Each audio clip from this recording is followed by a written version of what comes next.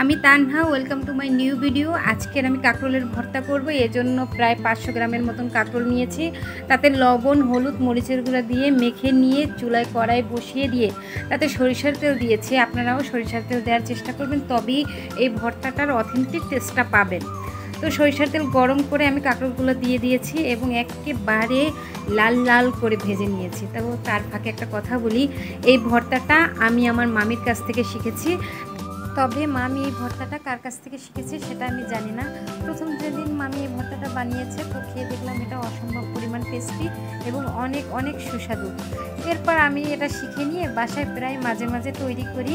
তো আজকে যখন ভাবলাম এটা বানাবো তো আপনাদের কাছে শেয়ার করি। যে কথা বলতে বলতে আমি একদম কাঁকরোলগুলো লাল লাল করে ভেজে নিয়েছি। আপনারা এইভাবে বাজবেন তবেই এই ভর্তাটা স্বাদটা পাবেন। তো ভেজে নিয়ে আমি বাটনাতে নিয়েছি কয়েকটা শুকনো মরিচগুলো পিষে নিয়ে কড়াইতে সরিষার তেল গরম করে কিছু পেঁয়াজ একদম লাল লাল বাদামি করে ভেজে নিয়েছি।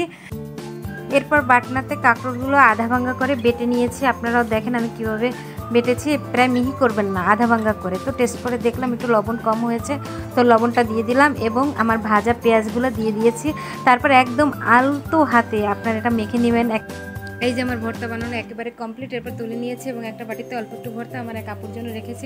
এরপর আমি ওই বাটনাতেই কিছু ভাত নিয়ে মেখে খাচ্ছি। খেয়ে দেখলাম এটা সেই মজা হয়েছে, খেয়ে একদম প্রাণটা জুড়িয়ে গেল। ওকে, আল্লাহ হাফেজ, সবাই ভালো থাকবেন।